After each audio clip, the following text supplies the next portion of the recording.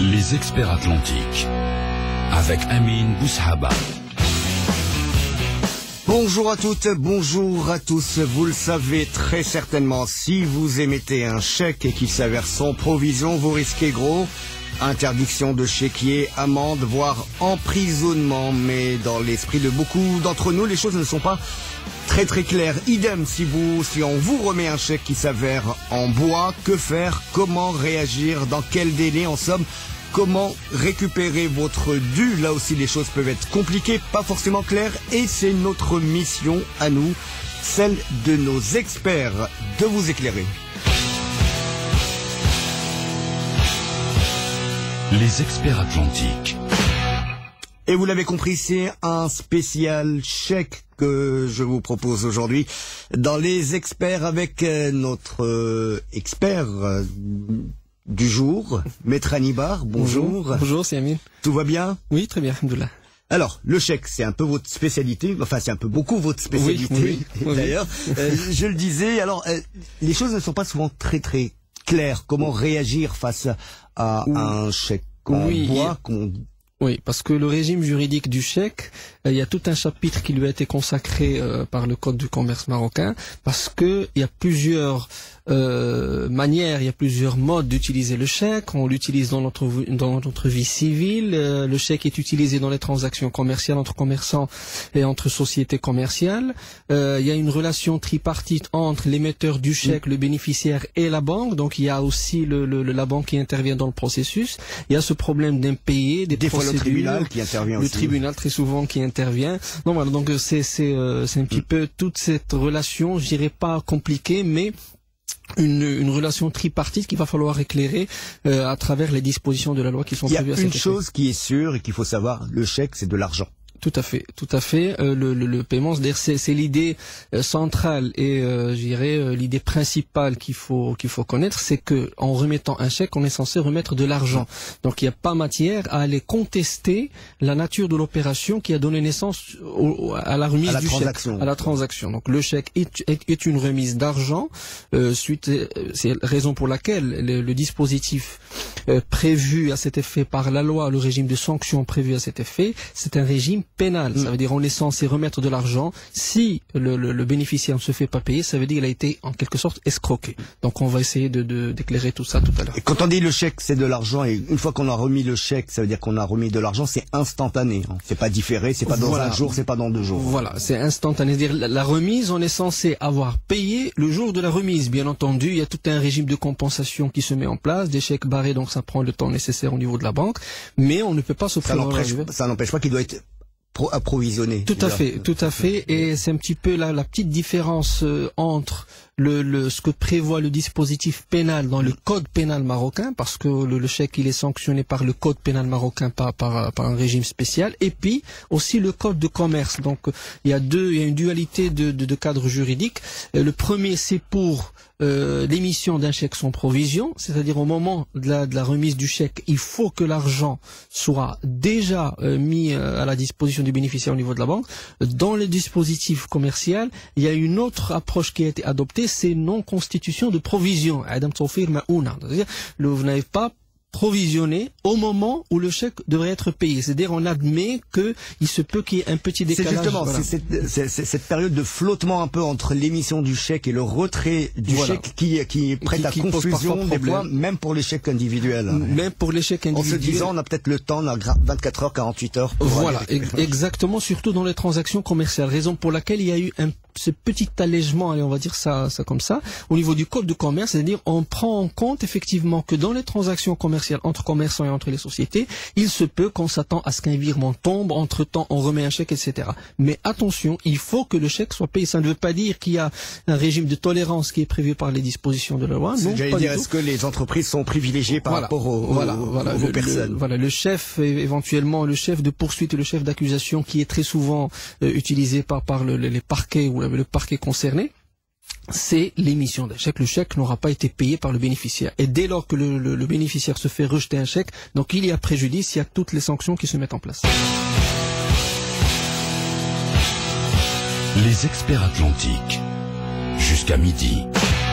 Et nous sommes ensemble jusqu'à midi. Nous parlons aujourd'hui de chèque, de ce fameux chèque et de tous les problèmes qui sont liés soit à l'émission de ce chèque, ou soit quand on est bénéficiaire d'un chèque et que malheureusement il y a un problème, soit le chèque n'est pas approvisionné, soit des fois il est mal libellé, soit des fois il y a une signature non conforme. Voilà. Je veux dire, il y a des moments où en tout cas on n'arrive pas à récupérer son argent. Si vous êtes dans cette situation, ou si vous avez juste besoin d'informations ou d'éclaircissements, appelez-nous au 05 22 95 36 70 ou 80. Madame Marouf au standard se fera un plaisir de nous transmettre vos requêtes ou de vous passer directement au studio pour que vous puissiez poser toutes vos questions. Alors Maître Hannibal, on l'a dit, il y a des moments où il n'y a pas d'argent, mais il y a des moments où le chèque n'est pas conforme.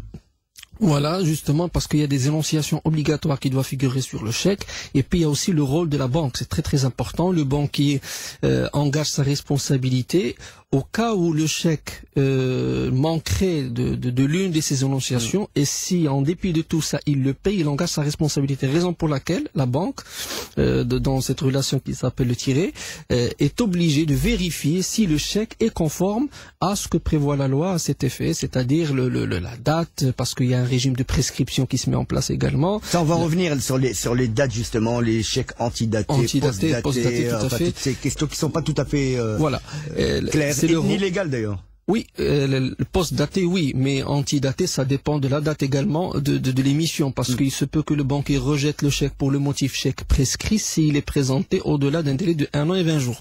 On y reviendra. Voilà. En tout cas, la forme du chèque doit être tout à fait, il le faut, raison pour laquelle, en libellant le chèque, il faut faire très très attention à ce qu'on met dessus, parce qu'il se peut parfois qu'on se trompe ça arrive très souvent. Entre le chiffre et les lettres.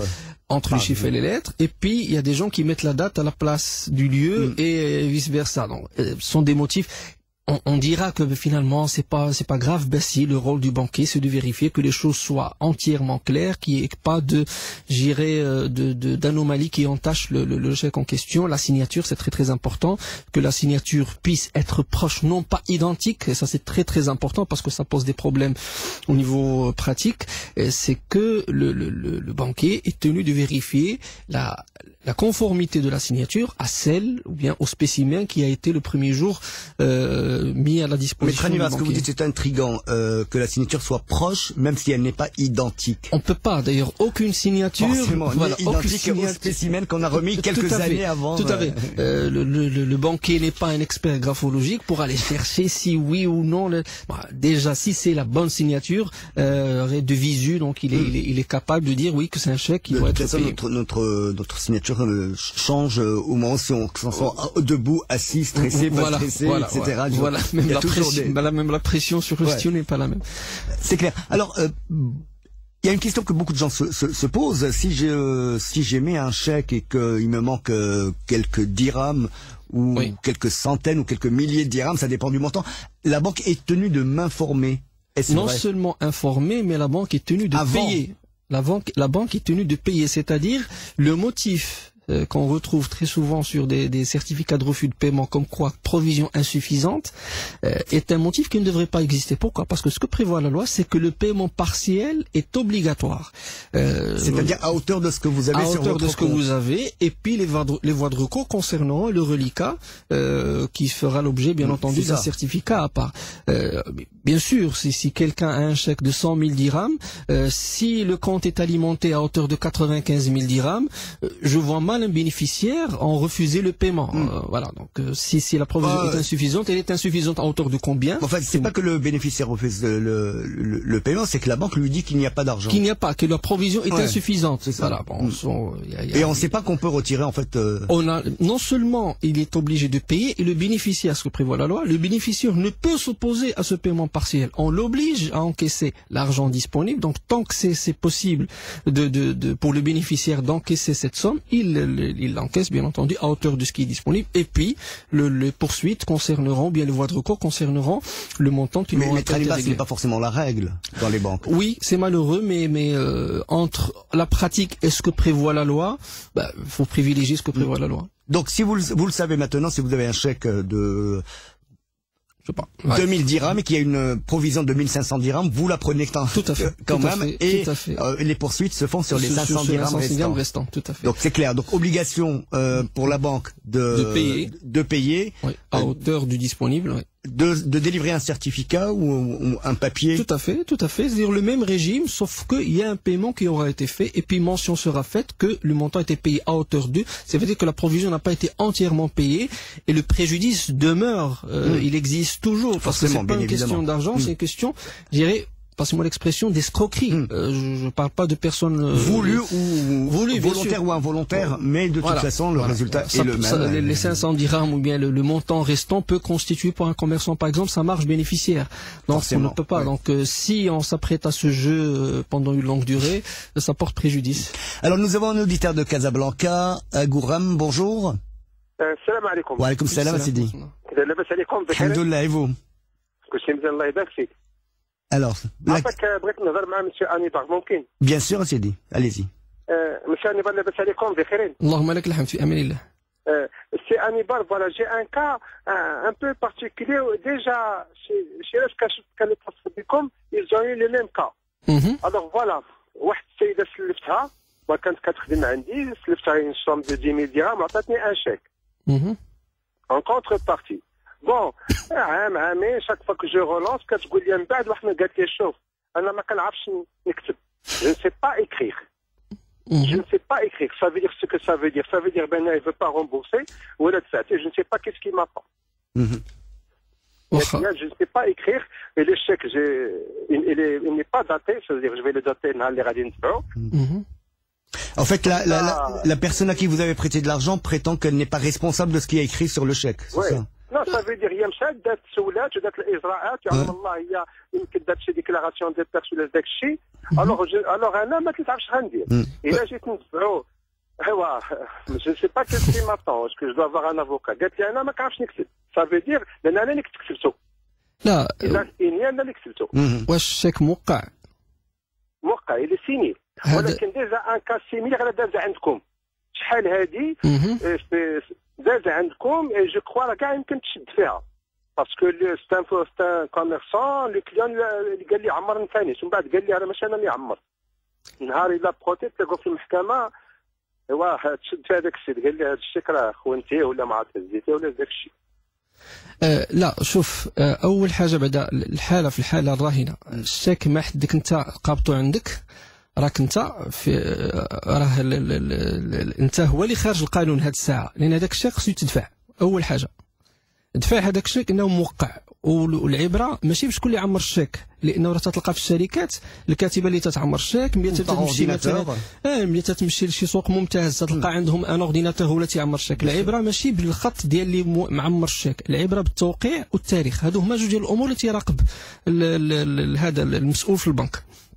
دفع هذاك الشيك وشوف علاش الا رجع لك ان بي، الا رجع شوف علاش، شوف واش غادي يرجع لانعدام الرصيد او لانعدام الرصيد او لا لعدم هذا المطابقه التوقيع السبيسيمين اللي عند الماركه. اول خطوه خصك تقوم بها هي دفع هذاك الشيك، لان انت ما حد قابطو عندك وهي تقول لك انا ما كنعرفش نكتب، اذا راها موقفك. دفع هذاك الشيك باش تكون نتايا في الاطار ديك القانوني، وهذيك الساعه ملي غادي يرجع للشهاده بعدم هذا عدم الاداء ديال البنك، شوف شنو هو الموتيف اللي غادي يكون، وهذيك الساعه غادي تبان المسطره، واش مسطره ديال النصب، واش مسطره ديال شيك بدون رصيد، واش الى اخره الى اخره. C'est Gouram.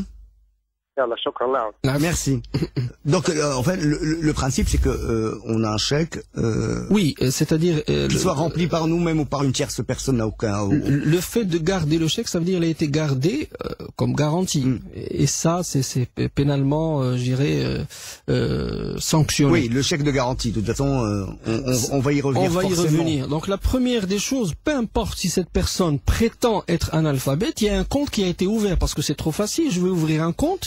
Ben je remets des chèques à droite et à gauche et je soulève l'analphabétisme. La bancarisation et l'usage du chèque n'est pas interdite aux analphabètes. Bien sûr. C'est-à-dire au contraire. Voilà, il y a un compte qui a été ouvert, c'est très très important. Donc si le chèque a été remis, il comporte certainement le nom de cette personne. Il y a un titulaire de compte qui a ouvert un compte auprès d'une agence. Il a signé, bien entendu, une convention auprès de la banque en question. Donc s'il doit se prévaloir de cet argument vis-à-vis d'un bénéficiaire, il doit s'en prévaloir aussi avec la banque, parce que c'est l'institution auprès de laquelle il a ouvert son compte. Donc le compte existe, il est censé être alimenté. Si la signature est conforme et ne compte que la signature, peu importe. Maintenant, ça c'est pas un motif qui est pris en considération. Des chèques imprimés par imprimante ou bien la secrétaire. Ouais. Non, ça. Mais en revanche, ce que laissait penser à Golom, c'est qu'il craignait que la dame ne prévale d'un abus de confiance, en disant peut-être qu'elle ne sait pas lire et qu'elle ne savait pas le montant inscrit sur le chèque. Oui, mais le chèque, il est tombé entre mes mains comment? Alors ça dépend justement, raison pour laquelle j'ai dit il faut présenter ce chèque à l'encaissement pour savoir s'il a été volé. Donc il y aura certainement le motif pour lequel il serait rejeté, c'est opposition, parce que lorsqu'un chèque est volé ou perdu ou falsifié ou tout autre motif, on fait opposition au paiement, opposition sur la base d'un certain nombre de formalités. Donc s'il est rejeté pour opposition et signature non conforme, ça veut dire que notre cher bénéficiaire, peut-être qu'il a été victime d'une escroquerie. Bon, malheureusement, il y a tout un processus qui va se mettre en place. Maintenant, pour en avoir le cœur net, il faut commencer par présenter ce chèque. Parce que pour l'instant, il a un chèque entre les mains. C'est parce qu'une personne propose un motif. Avec son rapport à la banque n'a rien de pénal. Non. C'est un bénéficiaire de bonne foi. Il y a pas de problème. Donc je ne sais pas. Il paraît qu'il y a eu des cas où des personnes ont été incarcérées. Si des personnes utilisent des chèques avec des manœuvres dolosives, si on cherche, s'il est établi, encore faut-il y a tout. Attention, parce que ça c'est du théorique ce qu'on est en train de dire, mais on sait la pratique, il y a des investigations qui sont menées, il y a une enquête qui est ordonnée par le procureur, donc tout ça fait ressortir si oui ou non la personne est de bonne foi ou pas. Bien évidemment, alors vous avez parlé justement de l'opposition au chèque, ça peut être une arme pour les mauvais payeurs. Oui, alors dans quelles conditions on peut faire opposition à un chèque? Parce que je peux vous donner un chèque aujourd'hui de 100 000 dirhams et partir le lendemain à la banque faire opposition à ce chèque. C'est trop facile, effectivement. Voilà, l'opposition n'est acceptable qu'en cas de perte, vol, falsification, utilisation frauduleuse ou redressement judiciaire du tireur. Mais je peux prétendre tout ça. En tout cas, les 4 premières raisons, je peux les prétendre aussi. Oui, alors faut le prouver, attention, parce que s'il est révélé que l'opposition s'est faite en violation de ces dispositions, le juge des référés est habilité à ordonner la levée de la dite opposition et permettre au bénéficiaire d'encaisser son chèque si bien entendu la provision existe et la banque est tenue d'informer le bénéficiaire. Opposition, oui, pour tel motif peut-être oui, mais quel est l'état de la provision? Est-ce qu'elle existe ou pas? Et ça, c'est une obligation qui pèse sur les bras des banquiers. C'est-à-dire que dès qu'on a un chèque en main, on est en droit de savoir l'état du compte. Tout à fait. Lorsque le motif du rejet de la personne qui nous a donné un chèque. Lorsque le motif du rejet ne concerne pas l'état de la provision, signature non conforme, chèque mal libellé, antidaté, peu importe. Donc si c'est l'un de ces motifs, il faut souligner le motif en question plus l'état de la provision. C'est très important. Les experts atlantiques. 10h midi avec Amine Boushaba. Nous sommes ensemble, vous le savez, jusqu'à midi. Nous parlons des questions de chèques et Dieu sait qu'il y en a beaucoup de questions autour du chèque, des chèques non payés, des chèques en bois, des chèques non conformes, des chèques mal libellés, des oppositions, des prescriptions aussi. Voilà, donc si vous avez un souci, si vous avez un besoin d'informations autour de ces questions, appelez-nous au 05 22 95 36 70 ou 80. Avec moi, Maître Hannibal, pour répondre à toutes vos questions. Maître Hannibal, on parlait justement avant le bulletin d'information, justement de ces questions de libellation de chèques. On disait que de toute façon, il est très important de bien respecter le libellé du chèque. On disait également que quand il y avait une insuffisance de provision, eh bien la banque est tenue de vous proposer le montant existant et que vous êtes tenu de l'accepter. Tout à fait. Et que vous êtes tenu de l'accepter. Voilà. Nous avons d'autres questions avec nos auditeurs. Lamia de Casablanca, bonjour. Bonjour maître, Aniva. J'aimerais poser une question, si vous voulez, concernant le chèque. Bien évidemment. Moi, j'avais vendu des trucs à un collègue qui travaille avec moi. Donc, il m'avait donné un chèque d'un certain montant. Après, donc, le chèque, je l'ai déposé à la banque. J'ai reçu le retour de la banque comme quoi c'est insuffisance de compte, insuffisance de provision. De provision, voilà. Après, donc, le gars, il m'a dit, voilà, tu m'as créé un problème, je vais avoir des problèmes avec la banque et tout ça, il faudra que je le ramène, la banque lui a demandé de lui ramener ce chèque-là. Parce que sinon, il va être interdit bancaire ou je sais pas quoi, donc il m'a dit ça. Donc moi, j'étais obligée de lui remettre le chèque et je lui ai dit, comment on fait pour la somme? Il m'a dit, moi, je lui ai proposé de me faire une reconnaissance de dette. Donc il m'a fait la reconnaissance de dette, sauf que après, je l'ai pris sur le coup. Il y avait la confiance vu que c'était un collègue de travail. Donc moi j'avais pas vraiment lu. Après il s'est avéré qu'il n'a pas mentionné sa carte d'identité, donc le numéro de sa carte d'identité sur la reconnaissance de dette. Et du coup, donc moi, le gars, il a quitté le travail. Moi aussi, j'ai quitté le travail, donc j'ai changé de boulot. Lui aussi. Moi, maintenant, je me retrouve avec une reconnaissance de dette sans numéro de carte nationale. Donc, je sais pas où le retrouver. J'ai qu'un numéro de téléphone et qui répond pas. Et puis voilà, donc moi je me retrouve avec la pièce là la feuille de la banque comme quoi le chèque a été rejeté, mais j'ai plus le chèque et j'ai la reconnaissance de dette sans carte d'identité. Qu'est-ce que je peux faire dans ce cas-là pour être payé Alors voilà. Déjà la reconnaissance que vous avez dans ce cas, elle est juste signée, n'est pas légalisée, bien entendu. Si elle est légalisée. C'est pas possible, parce que si elle est légalisée, ça veut dire qu'il a présenté sa carte d'identité auprès de l'administration concernée. Exactement, c'est ce que j'ai pas compris. Donc ça a été légalisé, mais le contenu, parce que bon, il a écrit, je sous-signe Monsieur Tatane avec son adresse, c'est tout. Mais mais madame, dans le cachet de la légalisation, il y a le numéro de la carte d'identité. Ah, d'accord, ok. Moi, j'ai pas fait attention sur ça. Voilà. Okay. Non, de toute façon, on vous rassure par rapport à ça, parce que quand vous m'avez dit que le numéro ne figurait pas, ça veut dire que la reconnaissance de dette a été uniquement signée, donc il y a une mention qui n'existerait pas. Je lui ai exigé que ça soit légalisé. Non, elle est légalisée. Donc si elle est légalisée, vous êtes totalement couverte. Vous avez son nom, vous avez son adresse. Il faut poursuivre le paiement de cette reconnaissance de dette, mais à travers les voies qui vous sont possibles. Malheureusement, par esprit de confiance, ça aurait été pas plus facile, mais vous auriez bénéficié d'une procédure plus contraignante contre cette personne si vous aviez gardé le chèque entre vos mains. Et puis cette histoire où vous m'avez créé un problème avec la banque, interdit de chéquier. L'interdiction de chéquier, elle est enregistrée à partir du moment où le chèque a été rejeté. Donc c'est pas une question de remettez-moi le chèque pour m'en sortir. Donc c'était une question, une manière de se dérober de l'obligation, bien de la poursuite pénale éventuellement. Exactement. Donc la mauvaise foi est liée. Voilà. Alors heureusement que vous avez ce document entre les mains, vous avez toujours la possibilité de le poursuivre. Commencez par une lettre de mise en demeure, comme quoi, attention, j'ai l'intention de faire valoir le document que vous avez entre les mains. Est-ce que la dite reconnaissance de dette, est-ce qu'elle a prévu un délai pour le paiement?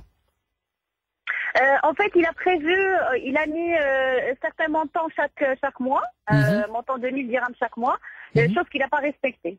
Est-ce que tous les mois sont dépassés, sont écoulés pour couvrir le montant total? Oui, ça fait un an et plus. Oui, alors commencez par lui adresser une lettre de mise en demeure par huissier de justice et réclamer non seulement le montant total de la créance plus le montant du préjudice que vous avez subi, faute de quoi vous allez procéder par une injonction de payer contre lui, c'est-à-dire une ordonnance délivrée par le tribunal dans les 48 heures et vous procéderez à son exécution. Voilà.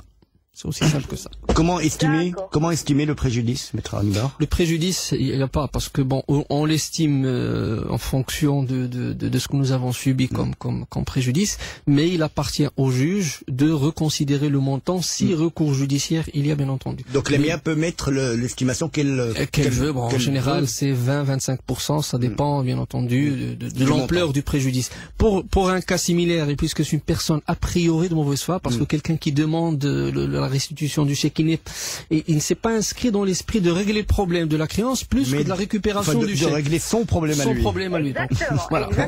C'est cet esprit un petit peu qu'il faut condamner.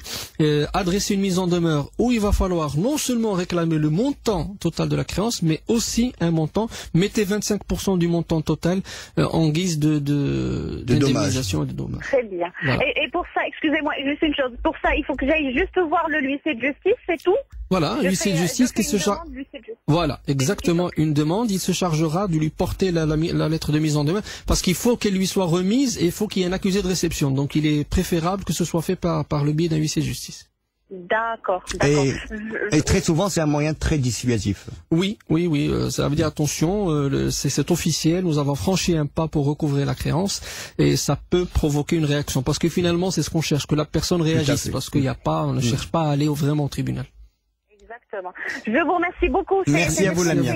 Très utile pour moi. Merci beaucoup. Merci à vous. Bonne continuation et bon courage. Merci. Un autre auditeur avec nous, Karim de Casablanca. Bonjour. Oui, bonjour. Comment allez-vous? Ça va très bien, vous-même. Alhamdoulilah. Alhamdoulilah, barakallahu fik. Bonjour, maître. Bonjour. Bonjour, excusez-moi. Voilà, donc je vous ai appelé il y a quelques mois, suite à une affaire de chèque de garantie. Je vais être bref un petit peu de reconstruire un petit peu l'histoire. J'ai fait la bêtise en 2009 je suis commercial chez une société multinationale. Oui. J'ai fait la bêtise d'accuser réception en 2009 d'un chèque de 300 kamad. Et après, c'est un défaut de paiement, donc nous avons versé le chèque en 2003. En 2003, le chèque nous est revenu. Vous voulez dire, vous l'avez accusé réception en 99? En 2009. Comment ça, 2003? En 2013, vous l'avez versé.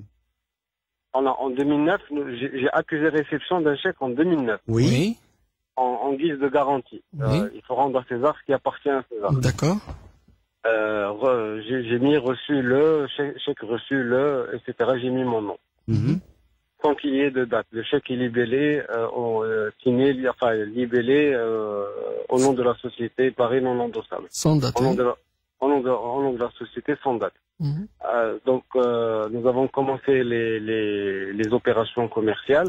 Suite à un défaut de paiement en 2013, le client s'est trouvé en difficulté de paiement suite à des relances sans issue. Nous étions contraints de verser le chèque de 300 000 dirhams. D'accord. Le gars nous a attaqué comme quoi c'est un chèque de garantie. Parce que en présentant mon accusé.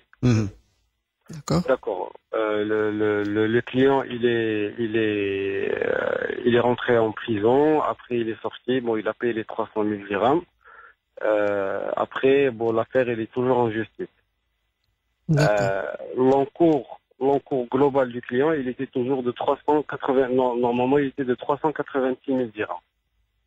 Nous devions être payés nous devrions être payés les 86 000 dirhams. Qu'est-ce que nous avons fait? Nous détenions toujours des chèques revenus impayés, des petits chèques de 10 000, 11 000 dirhams. Oui. Il les a remplacés au cours du processus commercial normal que nous avons trotté auprès du procureur. Oui. Donc le client, qu'est-ce qu'il a fait? Il a porté plainte auprès du procureur, comme quoi les chèques il les a remplacés. Et par quoi? Il les a remplacés par d'autres chèques. D'accord. Par d'autres chèques normaux. Oui. il a porté une autre plainte, comme quoi les chèques ils ont été remplacés et comme quoi nous n'avons pas le droit de porter plainte contre lui avec ces chèques. Selon notre avocat, il dit que nous avons le droit de le faire du moment que le junha qaïma. Tout à fait. Le junha, il est toujours qaïma. Tout à fait. Maintenant, selon ces dernières semaines, enfin la dernière semaine, les deux dossiers ont surgi. Donc, avec 2 jours interminables d'interrogatoire chez la PJ. Oui. Nous avons été aussi déférés chez le procureur du roi. Oui. La partie adverse, elle s'est absentée du fait qu'elle a eu peur d'être incarcérée parce que les chèques ils sont posés, donc revenus avec des taux insuffisants de paiement. Donc il a eu peur d'être incarcéré. Donc c'est pas présenté. Il s'est pas présenté. La partie adverse était absente. Ma question, maître, est qu'est-ce que moi, en tant que commercial de chez cette société, qu'est-ce que j'encours? Bien. Est-ce que cette personne ou la relation qui vous lie à cette personne est une relation qui rentre dans un cadre purement commercial? Purement commercial. Bien. Ça veut dire que le chèque qu'il vous a remis, même en guise de garantie, comme vous avez dit, correspond à une opération, à une transaction commerciale, prouvée par des factures et par des écritures comptables. Nous pouvons le démontrer. Très bien. Alors, de ce point de vue, vous n'êtes pas responsable parce que le fait vous dites que c'est un chèque de garantie, encore faut-il que la partie adverse le prouve. Moi, il va le prouver parce qu'il y a eu un retard dans le dépôt. Mais ça ne veut pas dire nécessairement que c'est un chèque de garantie.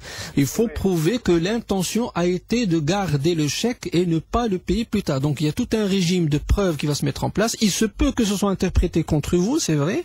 Il se peut que non. Mais à partir du moment où il existe une transaction commerciale, donc il y a des livres comptables, il y a des écritures comptables, il y a des factures, il y a peut-être des bons de livraison, je ne sais pas. Tout ça prouve que, au-delà du chèque, il y a des opérations qui prouvent que ce n'est pas une utilisation frauduleuse parce que ça correspond à des états de synthèse. Donc ça d'un côté. Deuxièmement, le fait de pouvoir se prévaloir du fait que les chèques ont été remplacés, ça ne tient pas debout parce que s'ils ont été remplacés, pourquoi vous les avez toujours gardés entre vos mains? Donc si je remplace un chèque, je récupère l'ancien et je remets un nouveau. Donc s'il les a pas récupérés, votre avocat a tout à fait raison. Le délit est clair, il est établi et il lui sera difficile de se défendre. De toute façon, ce qui se passe, c'est que couler pour couler, pour me faire couler évidemment avec lui la personne. Et retarder au maximum. Retarder, tout à fait. Parce que l'une des questions difficiles de la PJ, c'est que comment ça se fait que le chèque a été récupéré en 2009 et il n'a été présenté qu'en 2003. S'il a été présenté en 2013, ça veut dire que le chèque a été rejeté par la banque. Le chèque a été rejeté par la banque pour le motif chèque prescrit. Parce que non, il n'y avait pas de date. Vous l'avez... Oui. Vous l'avez daté plus... Ah oui, d'accord. Il n'y avait pas de date sur le chèque quand je l'ai récupéré en 2009. Et qu'est-ce que vous avez opposé comme moyen face à cette question? Je l'ai remis à la société, à la trésorerie. Voilà, donc vous savez, effectivement, ça reste effectivement, faut dire les choses telles qu'elles sont. C'est que le chèque a été remis à une certaine date, c'est clair. Parce que avec cette question, je risque de balancer la balle à d'autres personnes. Non, ça dépend de l'interprétation qui en sera faite, parce qu'un petit peu, je vais vous référer à un autre élément très très important. C'est l'article 305 du Code de commerce, c'est-à-dire il y a une opération. C'est pour ça que j'ai insisté sur l'existence d'une opération, d'une transaction. Quand bien même vous aurez présenté éventuellement un désistement sur ce chèque, vous n'avez pas été payé. Quand bien même le chèque a été rejeté pour le motif chèque prescrit, ou bien insuffisance de provision, ou bien vous l'avez post-daté, ce qui est le cas, on revient toujours à la créance d'origine. C'est-à-dire, il n'y a pas de novation. La novation, c'est lorsque le chèque éteint les documents préalables. Donc, si vous n'êtes pas payé, on revient à l'origine de la créance, donc les factures, les bons de livraison, pour aller réclamer le montant de la créance. Mais indépendamment du chèque. Alors, le chèque, c'est-à-dire, dès lors qu'on n'est pas payé, il y a une contestation par rapport au chèque, mais on revient. Il y a un dossier, il y a une créance qui existe. Et cette créance, de toute façon, elle doit être honorée. La créance existe. On peut les démontrer avec BL, avec facture, avec tout ce que vous voulez. Voilà. Mais bon, il faut dire que j'ai pas très bien saisi votre réponse. parce que je me trouve un petit peu incapable de répondre à cette question. Vraiment, je risque de me déstabiliser en répondant à cette question.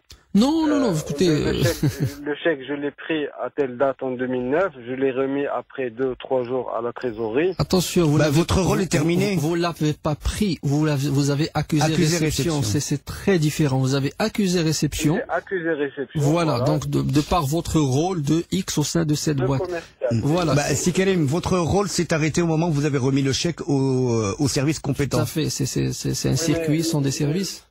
Les questions se répètent et se multiplient et se différencient. Pourquoi le chèque n'a pas été remis à l'encaissement? Pourquoi le chèque n'a été remis vous a été remis en 2009 et n'a été remis à l'encaissement qu'en 2013? Quelle est la personne qui l'a réceptionné? Pourquoi vous l'avez oublié? Pourquoi vous l'avez omis? Il y a plusieurs questions. Oui, mais si Karim, toutes ces questions, moi je suis pas, c'est pas moi l'expert, mais votre rôle s'est arrêté au moment où vous avez remis le chèque au service compétent. Ouais, mais je risque de balancer la balle aussi à d'autres personnes. Mon intérêt aussi, c'est de protéger toute personne de la société, c'est de protéger aussi... Non, c'est Karim Laïkhlik.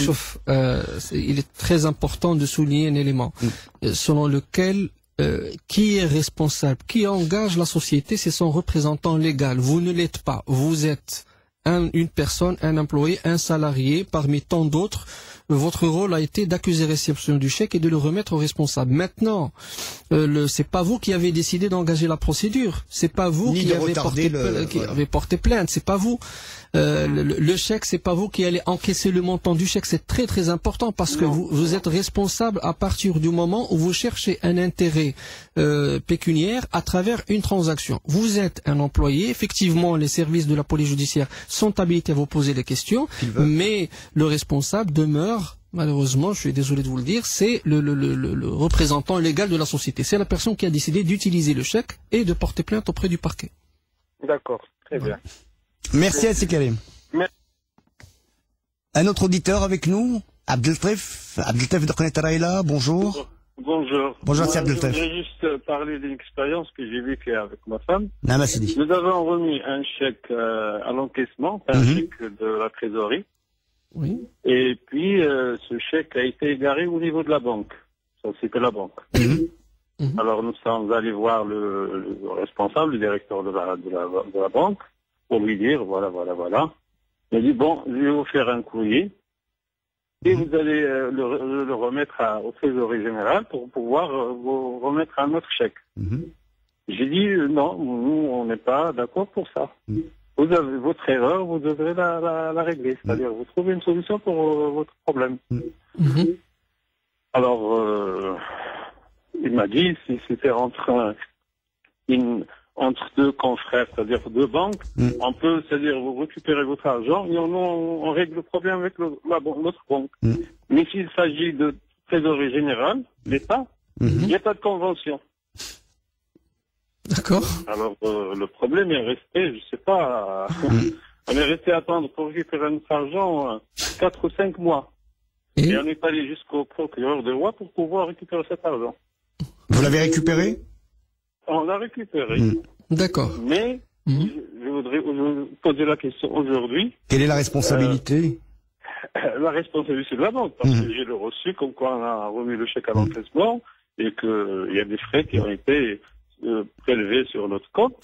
Mais je voudrais savoir aujourd'hui pourquoi il n'y a pas une convention entre les banques et la trésorerie générale. Oui, alors la responsabilité de la banque ne dépend pas de l'existence ou non de cette convention.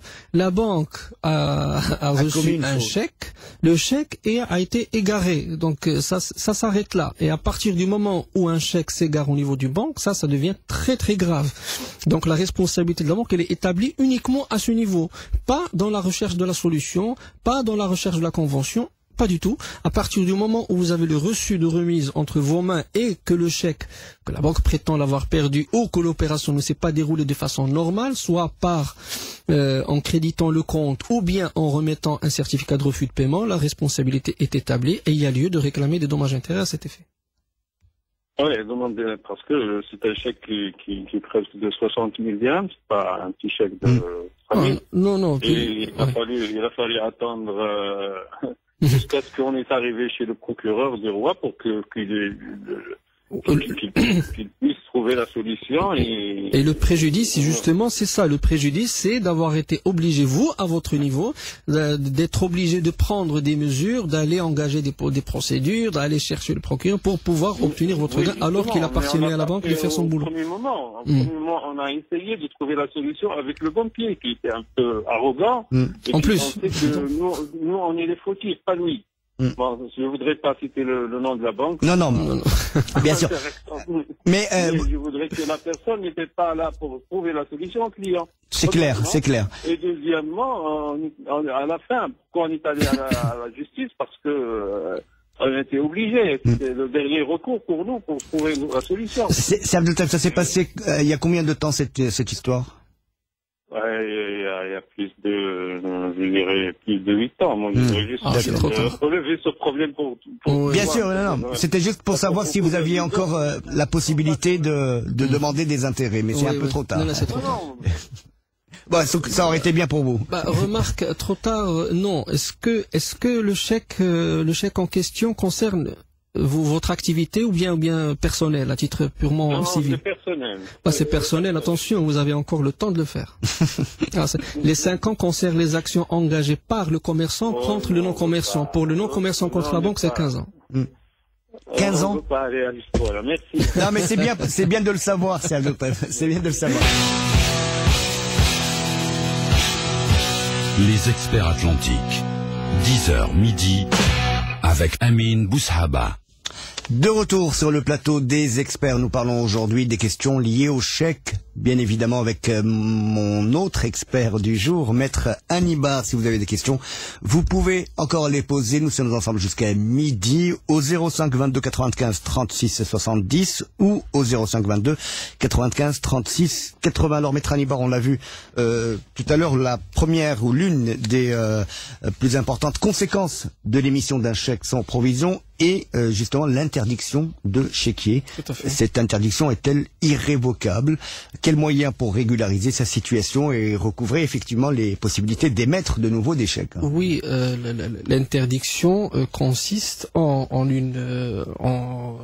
la diffusion de l'information auprès de tous les établissements bancaires que concernant cette personne, donc il est désormais interdit de chéquier. Non seulement pas ça, besoin de changer de banque. Pas besoin de changer de banque dans toutes les banques. Et puis, mention ou bien notification est faite au titulaire du compte afin de restituer toutes les formules du chèque qu'il a entre ses mains. Et l'interdiction s'étale sur une durée de 10 ans, mais on peut s'en affranchir en paiement de l'amende fiscale prévue à cet effet, qui est de l'ordre de 5% pour le premier incident, 10% pour le deuxième, 20% pour le troisième et suivant.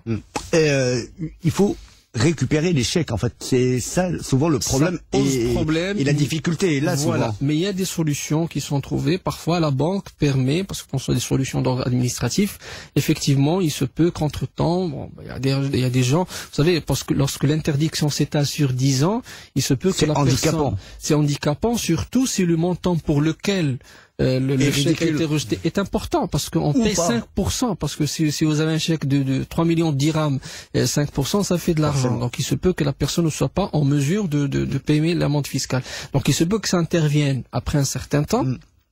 Et puis, entre-temps, il se peut que le chèque soit perdu ou égaré. À cet effet, il y a des solutions qui sont trouvées avec la banque qui permet de remettre un tableau détaillé concernant le chèque avec les références du compte, etc. Et on peut s'affranchir de cette interdiction auprès du Trésor. Donc on n'est pas obligé de venir avec le chèque qu'on a, qu'on a déposé. Juridiquement, oui. Enfin, c'est pour faciliter en quelque sorte l'opération. Sinon, il faut s'adresser à la banque auprès de laquelle le chèque a été rejeté pour obtenir un document qui servira de base pour s'acquitter de l'amende fiscale. Parce que je reviens à la question de notre première auditrice, Ilham, à qui justement la personne, son collègue avait demandé de récupérer le chèque. C'était justement pour ne pas avoir rendre le chèque à la banque et ne pas avoir ou aller c'est au niveau de Banque Al-Maghrib qu'on paye l'amende. Hein. Voilà, exactement. C'est au niveau du Trésor. Du Trésor. Oui, donc il a besoin effectivement du chèque, peut-être pour s'affranchir de cette interdiction. Sauf qu'il avait oublié de le payer. Entre temps, moi je n'aurais pas remis le chèque parce que quand est-ce qu'on récupère le chèque en payant le montant y correspondant. Faute de quoi. Un autre auditeur de Casablanca, Shakir, est avec nous. Bonjour. Bonjour les experts. Bonjour Assidi. Bonjour. En fait, moi je suis directeur financier dans un groupe et il y a une question qui m'a toujours perturbé, c'est par rapport au chèque prescrit. Oui. En fait, je suis, selon ma compréhension, je pense que le chèque est un type de propriété monétaire. Tout à fait. Qui me confère un droit sur les avoirs de mon débiteur. Et si, moi, parfois, je sais que les comptes de mes clients sont créditeurs, c'est-à-dire il y a de l'argent dessus, et quand je présente parfois des chèques qui dépassent la durée de 1 an et 12 jours ou 20 jours, je me rappelle pas. 20 jours, oui. Voilà, donc on me rejette le chèque ou on me retourne le chèque en me disant que le chèque est prescrit. Donc ma question, quelles sont mes voies de recours pour que je puisse récupérer ma créance, sachant que ce compte-là, il contient de l'argent et que c'est peut-être la dernière chance pour moi de récupérer le montant. Alors, il y a deux choses très très importantes à souligner. La banque, effectivement, en rejetant le chèque pour le motif chèque prescrit, elle est dans son droit, puisque effectivement, il y a 1 an de prescription au-delà du délai de 20 jours. Donc, raison pour laquelle on dit 1 an et 20 jours qui est le délai de présentation. Donc, mais elle ne le fait pas systématiquement. Si le chèque est présenté au-delà de 1 an et 20 jours, il est automatiquement rejeté par la banque, en dépit même de l'existence de la provision. Néanmoins, je m'excuse maître, mais j'ai eu des cas où j'ai versé des sommes importantes sur des chèques qui sont prescrits et qui sont passés justement. C'est ce que je disais, il y a des moments où la banque ne fait pas forcément attention à la date. Donc j'ai appelé, j'ai dit écoutez, vous n'avez pas le droit, etc., et que je sais que l'argent est dans le compte bancaire, donc s'il vous plaît, et c'est passé. Maintenant, c'est la personne qui s'estime lésée. Pourquoi? Parce que est-ce que ce sont des chèques que vous avez émis de votre côté qui ont été présentés au-delà du délai de 1 an et 20 jours? C'est bien ça? Non, c'était des chèques que j'ai reçus de mes clients et que j'ai remis à l'encaissement. Après le délai de 1 an et 20 jours. Et 20 jours, à ce moment-là. Donc, si vous avez, si vous avez encaissé l'argent, tant mieux pour vous. Mais je vois le bénéfice, enfin, le tireur plutôt, celui qui a émis le chèque, il peut se retourner contre la banque. C'est possible. Contrairement, pourquoi? Parce que, et là, on fera une règle, parce que on ne peut pas avoir le deux poids deux mesures. Il y a des cas où la banque se montre intransigeante en rejetant des chèques, et puis elle le paye dans d'autres circonstances. Mais ça, c'est ce que je dis, il y a des moments où la banque ne fait pas. Oui, mais ça, c'est une action que doit engager celui qui a émis le chèque contre la banque s'il estime que la banque n'aurait pas dû le remettre, bien que quelquefois c'est un peu tiré par les cheveux parce qu'il a remis le chèque, c'est pour qu'il soit payé. Forcément. Il y a pas de doute là-dessus. Par contre, en ayant un chèque entre les mains avec la mention chèque prescrit, c'est toujours un titre de créance qu'il va falloir ou bien qu'il est possible d'utiliser à travers des procédures. Chèque prescrit, c'est équivaut à une personne en face qui s'est enrichie indûment au détriment de vos intérêts. Raison pour laquelle, avec le montant que vous avez, avec le chèque que vous avez, il faut saisir le tireur de chèque afin de demander le paiement de la somme. Deux, s'il refuse, il y a toujours possibilité de l'attaquer sur la base de la créance d'origine, telle qu'on l'avait cité tout à l'heure. Donc la créance n'est pas totalement perdue. Et avec ça, il y a toujours la possibilité de faire une saisie arrêt sur compte. D'accord. Et dernière précision, si le chèque est prescrit et qu'en plus le compte ne contient pas d'argent, alors il n'est pas créditeur, est-ce qu'il doit donc la banque, je suppose qu'elle doit me dire qu'il y a absence de provision plus prescription ou juste absence de provision ou juste prescription? Les experts atlantiques, 10h midi, avec Amine Boushaba. Les experts atlantiques avec mon expert aujourd'hui, maître Hannibal, et on répond tout de suite à la question de Shakir. Alors, un chèque prescrit, non approvisionné. Est-ce que c'est une double peine? Non, parce que le banquier est habilité, parce que c'est le banquier qui devient juge à ce moment-là, de l'issue ou bien de la conséquence du fait d'avoir présenté le chèque au-delà du délai d'un invergent. C'est-à-dire, en dépit de l'existence de la provision, il est habilité à rejeter le chèque. Ça veut dire que le chèque a une durée de vie qui n'a pas été respectée. Mais, effectivement, la question est très très intéressante dans la mesure où il y a une circulaire de Banque El Maghrib, 5G97, qui prévoit que lorsque le chèque est rejeté pour un autre motif que celui relatif à la provision, les établissements bancaires sont tenus de déterminer, de fixer, d'informer de l'état de la provision. Est-ce qu'elle existe ou n'existe pas? Parce que dans quelques cas, ça permet de savoir si la personne est de bonne foi ou pas. Pas nécessairement pour l'histoire des chèques prescrits, par exemple pour les signatures non conformes. Voilà, pour une mauvaise libellation. Voilà, pour quelqu'un qui met sciemment une signature non conforme, sachant que la provision n'existe pas. Donc c'est un élément de mauvaise foi que le juge appréciera en fonction de la nature de l'affaire. Donc il y a une certaine ambiguïté tout de même dans la loi. On dit que le chèque est de l'argent, le chèque est prescriptible, l'argent n'est pas prescriptible. Oui, raison pour laquelle il y a, au contraire, moi je dis que le législateur a cherché, je dirais, à un équilibre. On revient à se dire quand bien même vous aurez remis le chèque tardivement et qu'il revient impayé, donc ce que prévoit la loi, c'est que seul le paiement effectif du chèque permet de désengager le tireur. Faute de quoi, c'est ce que j'ai dit tout à l'heure, il n'y a pas de novation. La novation, c'est lorsqu'une créance, ou bien un titre de créance prend place par rapport à l'ancien, à une autre. Mais là, en matière de chèque, il n'y a pas de novation. Donc on revient à la créance d'origine qui a donné naissance au chèque.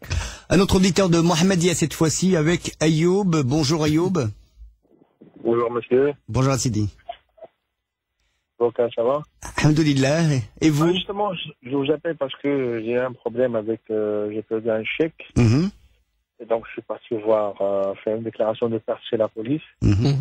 Alors que je suis revenu voir mon banquier pour faire une opposition sur ce chèque, avec son numéro de série. Problème maintenant, ça s'est arrivé, ça fait maintenant 2 mois. Et maintenant, il y a quelqu'un qui m'appelle et me dit que voilà, moi, j'ai votre chèque et je vais l'utiliser d'une façon, je sais pas comment. Et voilà, c'est question d'agression. Je sais pas parce que je suis passé voir un avocat. J'ai déjà fait contacter mon avocat. Donc il m'a dit que voilà, on peut pas poser plainte sur quelque chose qui n'est pas réel. Hein. Bien évidemment. C'est vrai. C'est quelqu'un qui, ça reste des appels. Et il m'a dit que il faut qu'on attend la réaction de ce mec pour qu'on puisse prendre une décision.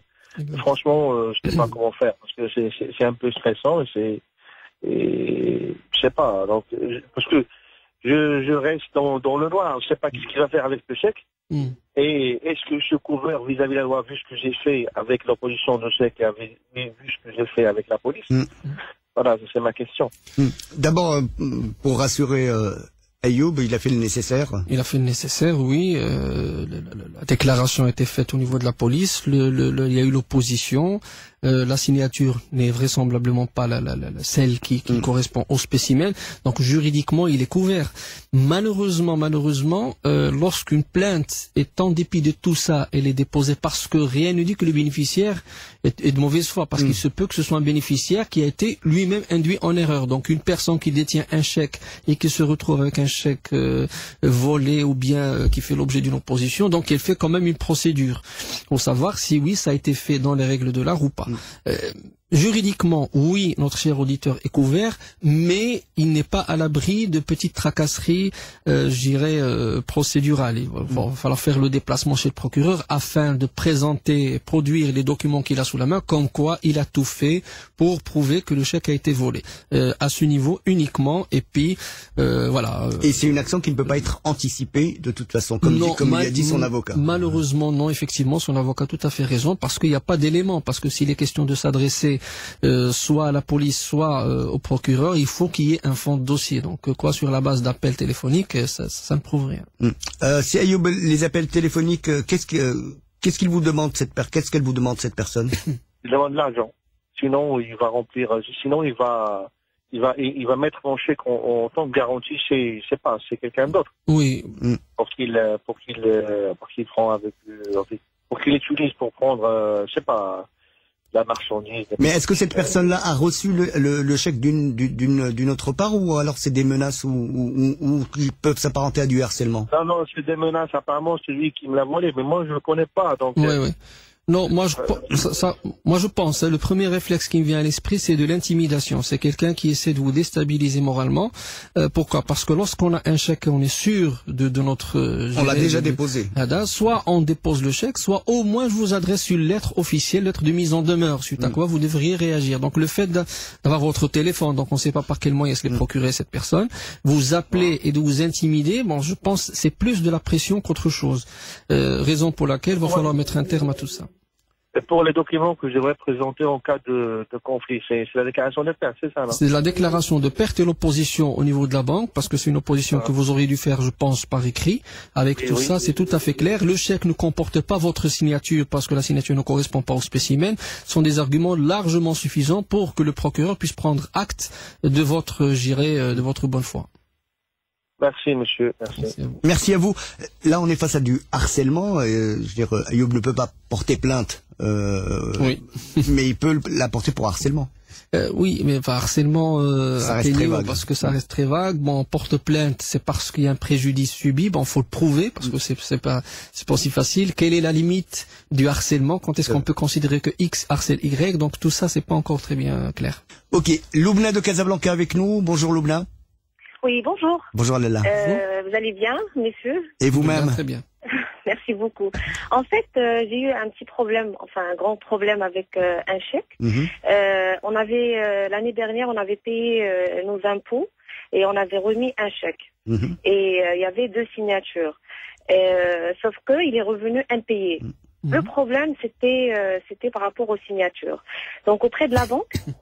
Quand on est parti pour voir qu'est-ce qui s'est passé, en fait, au départ, il y avait une seule signature.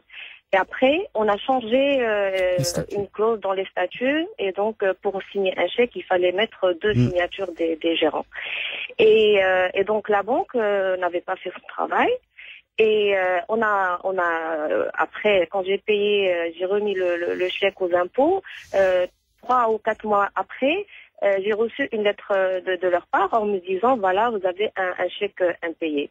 Le problème, c'est que pendant tout ce temps-là, la banque ne m'a pas prévenu, ne m'a rien dit en me disant voilà, vous avez un chèque impayé. Il n'y avait rien, aucun retour. Et le problème, c'est que avec les impôts, il y a des pénalités. Bien donc, évidemment. Comme le montant était élevé, donc les pénalités, quand même, elles étaient importantes. Importantes. Très bien. Alors, Loubna, il y a 2 questions d'abord dans votre intervention. Est-ce que la banque est tenue de vous informer quand se présente un chèque avec impayé ou mal libellé? Juridiquement parlant, je ne sais pas. Mais la question s'adresse à notre expert, justement. Ah, d'accord. Non, alors, je prends votre question, cher Amine, mais j'aimerais poser une question, m'assurer d'une information auprès de vous, si vous permettez, cher Loubna. C'est le changement qui a été opéré au niveau des signatures, donc a fait l'objet de statuts déposés auprès de la banque. Et la banque a continué à considérer une seule signature, alors qu'entre-temps, il y a eu l'obligation d'en mettre 2, c'est ça? En fait, on avait remis les papiers qu'ils avaient demandés.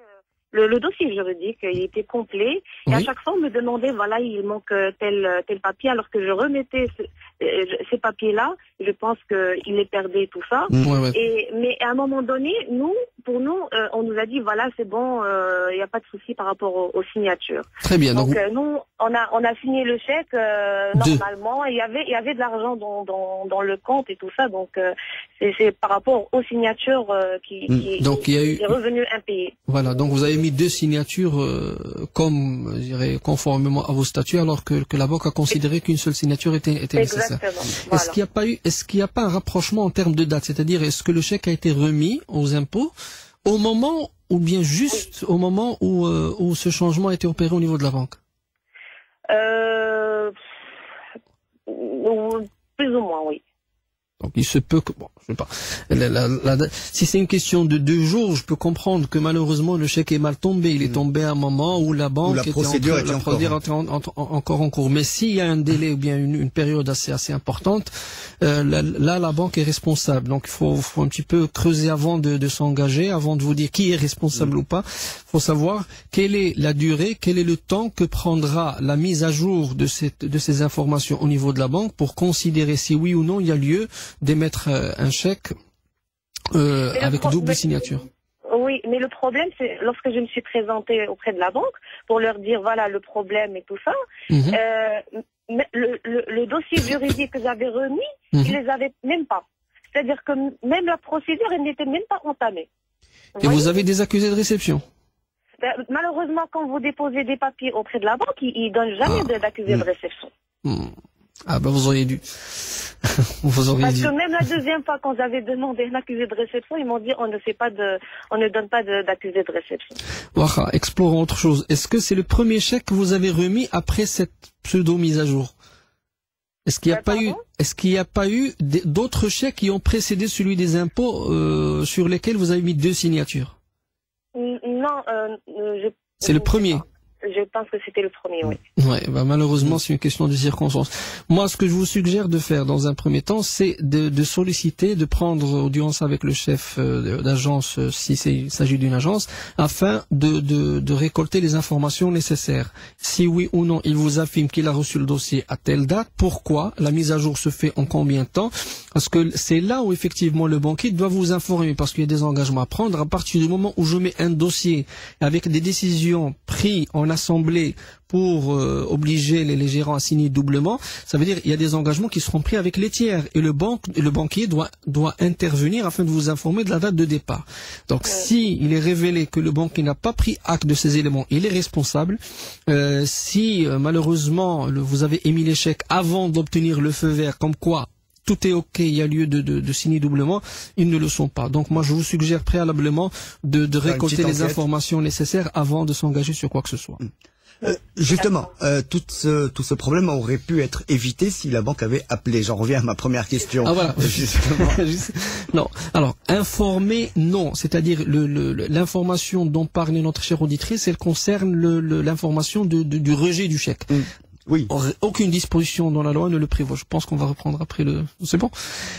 Aucune disposition de la loi ne le prévoit et n'oblige le banquier. Par contre, par mesure de responsabilité, par esprit de professionnalisme, il aurait dû le faire. C'est des choses qui se font avec les clients importants des banques. Ça aurait pu éviter ce genre de problème, mais la banque n'est pas tenue de le faire. Oui, mais pour la double signature, il fallait impérativement les informer. Les prévenir. Ouais. Les experts atlantiques. 10h midi avec Amine Boushaba. Et c'est la dernière demi-heure des experts. Vous pouvez nous appeler au 05 22 95 36 70 ou 80. Nous parlons des questions liées au chèque, évidemment, et la question de notre dernière auditrice, Loubna, pose une question sur les titulaires des comptes joints ou des comptes collectifs quand les époux parfois des comptes conjoints, des comptes ou même les entreprises, des comptes collectifs. Les mandataires ne savent pas dans quelle mesure ils sont affectés si la responsabilité d'un incident ne leur incombe pas. En général, si c'est pas eux qui ont émis le chèque, est-ce qu'ils sont solidaires? Alors justement, c'est là où il y a lieu de soulever deux éléments très importants. Le premier, c'est d'abord la distinction entre la personne morale et la personne physique. Civilement, ce sont les entreprises qui sont responsables, c'est-à-dire c'est la société dans son intégralité qui est soumise à l'obligation de payer un chèque s'il viendrait impayé. Abstraction faite de la personne. Donc ça, c'est la responsabilité civile. Il y a la responsabilité pénale parce que le chèque permet des sanctions soit au niveau civil, soit au niveau pénal. Donc on peut utiliser le chèque et aller en suivre le recouvrement par le biais d'une procédure civile, en référé par l'injonction de payer, soit porter plainte au procureur vu le caractère contraignant que cela comporte. Si on s'inscrit dans le pénal, ce sont les personnes physiques. C'est le signataire du chèque qui est responsable. Non pas le représentant légal, parce que le représentant légal, il représente la société. Et ça, c'est très très important parce que au sein d'un certain nombre d'entreprises, on mandate X personnes, on désigne par exemple, on engage un directeur général qui n'est pas nécessairement le gérant, qui n'est pas nécessairement le président, une personne à qui on confie la tâche de signer les chèques. Il faut faire très très attention. Pourquoi? Parce que c'est le signataire. Le délit, il est constitué par celui qui signe sur le chèque. Alors, concernant les chèques, les comptes conjoints ou bien les signatures conjointes, s'il y a deux signatures, il y a solidarité. Donc, il y a poursuite contre l'une ou l'autre des deux personnes. autre élément très important, pour les comptes collectifs, il y a bien sûr solidarité dans les poursuites. S'il y a des comptes distincts, donc bien entendu, c'est celui qui est habilité à engager la société sur chaque compte qui demeure responsable. C'est bon à savoir, hein. Avant de s'engager dans une signature ou avant de partager un compte avec quelqu'un. Nadia de Qnetara est avec nous, bonjour. Bonjour, merci pour l'émission Atlantique. Merci à vous. À monsieur Amin Boushaba et monsieur Hanibar. Merci beaucoup. Alors, ma question, s'il vous plaît, concerne justement la personne physique. J'ai des chèques au nom d'une société, apparemment, il n'existe plus. Alors, mais est-ce que la banque va savoir que la société n'existe plus parce que j'ai le refus non payé, tout simplement? Et j'aimerais savoir, s'il vous plaît, justement, la procédure à suivre. Le motif du rejet du chèque, c'est quoi? Non payé. Ah, d'accord. La société, elle existe à partir du moment où le compte est toujours ouvert. Donc il n'y a pas de clôture. Donc ce qui arrive très souvent, c'est que malheureusement des gérants ou bien des responsables de sociétés mal intentionnés font en sorte de disparaître de l'adresse habituelle, voire même l'adresse officielle, en portant préjudice, bien entendu, à leurs créanciers. Donc, si vous avez un chèque entre les mains et si vous êtes, je dirais, dans le délai de prescription prévu qui est de 4 ans pour l'action pénale, vous avez la possibilité de porter plainte contre la société, notamment au nom de son représentant qui est le pénalement responsable. Qui a signé, oui.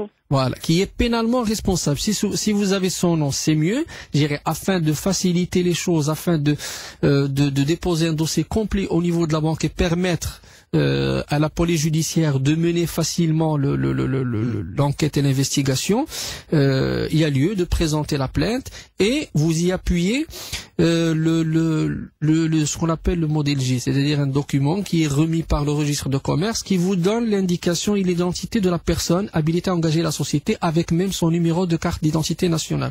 Donc c'est cette personne qui sera responsable et qui fera l'objet éventuellement d'un mandat d'amener délivré par le procureur. J'ai pas de relation avec la société. Moi, la somme a été entre moi et le directeur. Mais c'est un chèque de société que vous avez? Oui, mais... لا ما تيهمش عندك un chèque خصك تخلص فيه. Oui. Ça fait la niqash. Il y a un chèque qui doit être celui qui l'a remis. Voilà, il l'a remis, il l'a signé. Donc ça correspond bien à quelque chose, peu importe, parce que en tant que personne civile, on n'est pas ici pour se justifier. Bien entendu, parce que si ça ne tenait qu'à ça, tous les dossiers relatifs au chèque feraient l'objet de contestation, ça prendrait beaucoup de temps. On n'est pas là pour savoir quel genre de transaction. Voilà, nous avons eu un cher auditeur tout à l'heure, c'est Kalim, je pense, qui a mis l'accent sur un élément très important. C'est le chèque est un titre de propriété monétaire. Donc on est censé remettre de l'argent, on ne va pas aller chercher dans les considérations autres que ça.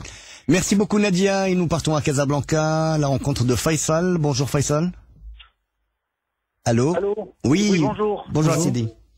Bonjour, alors merci pour votre émission pertinente. Merci à vous. Alors j'appelle concernant, je vous raconte une petite mésaventure. Alors il y a eu on reçoit on est une entreprise et on reçoit une convocation. En fait, c'est pas une convocation. Il y a un des dirigeants de l'entreprise qui est interpellé par la police pour cause il est recherché. Alors quand on creuse, apparemment c'est une histoire d'un chèque que nous on n'est pas au courant.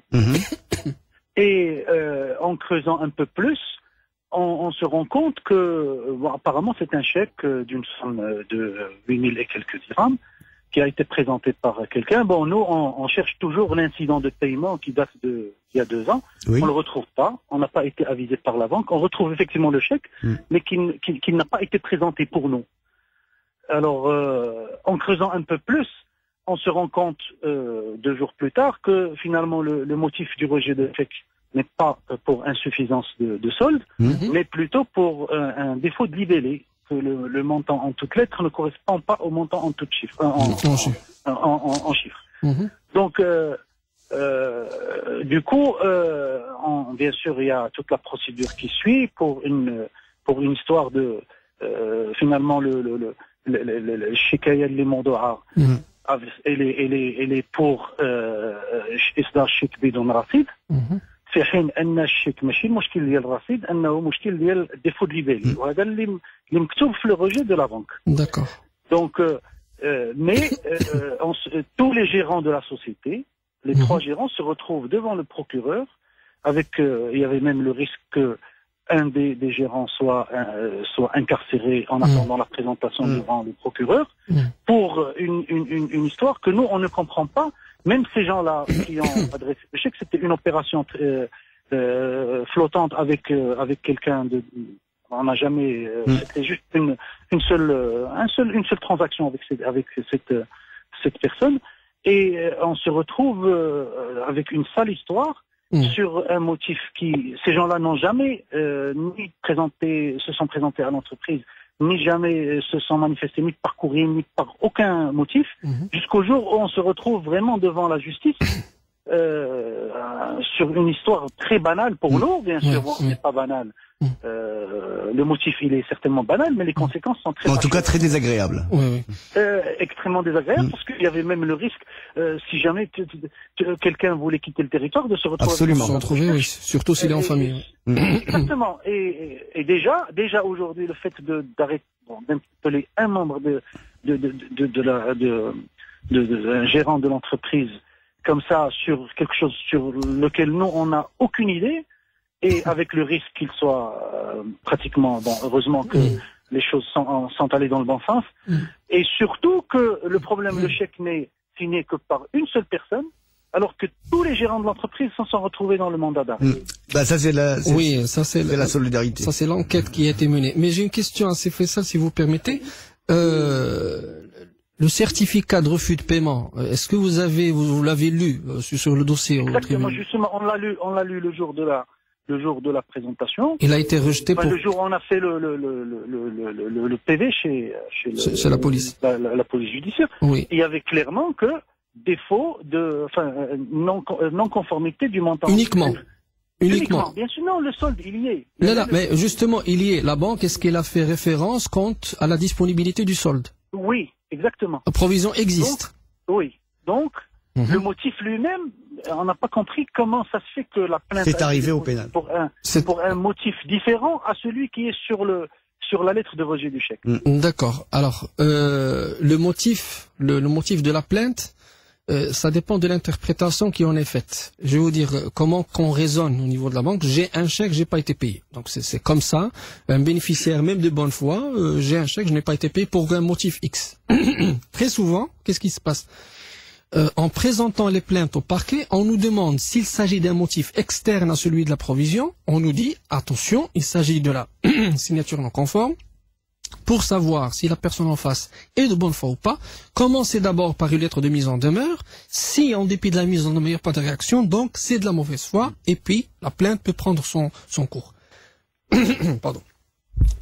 Dans le cas présent, il y a un élément très très important où la banque endosse une grosse responsabilité, et la banque est le grand responsable dans cette histoire. Et il faut non seulement impliquer la banque, il faut que votre avocat, si bien sûr la procédure est toujours en cours, demande à ce que la banque soit citée, parce que ce n'est pas normal de rejeter un chèque pour ce motif. Le motif du rejet lui-même ne repose sur aucune base juridique, aucune.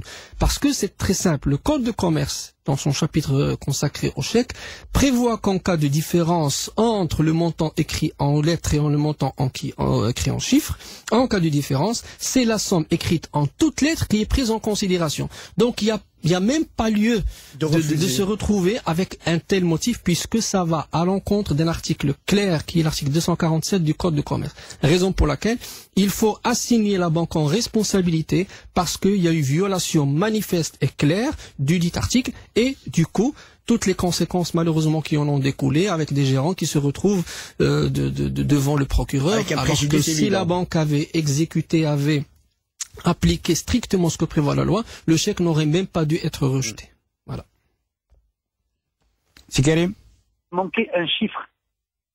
Peu importe, qu'il y ait une différence, c'est-à-dire qu'il y ait le montant qui est écrit en lettres. Sur en lettres, il y avait un oubli de 100. Il y avait 8600, il y avait l'oubli de 100. Bon, Mais en tout cas, il y avait un montant en toutes lettres.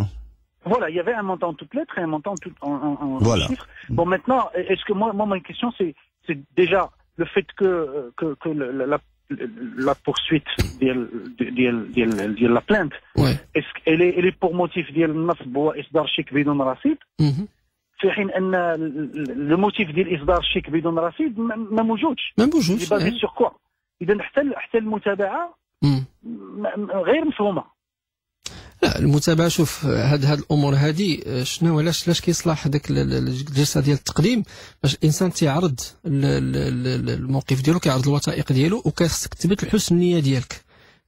هذا الامر مهم جدا. ملي غادي تمشي بالقانون كتمشي بالفصل 247 امام السيد وكيل الملك بالحضور المحامي ونستدعي البنك فهمتي ملي كتبين بلي راه ما كايناش سوء النيه راه القصد ديال النصب راه ما كاينش شيء خصوصا الا كان الامر كيتعلق بشركه قائمه الذات بالهيكله ديالها راه ما كاينش الاشكال ما مطروح شيء انما خصك تنتبه الا كان الموضوع ديال الشكايه هو اصدار شيك بدون رصيد راه حنا ما حناش في هذه الحاله هذه لانه هذا الشيء تيتناقض مع ديك الشهاده بعدم الدفع اللي عندكم بين يديكم.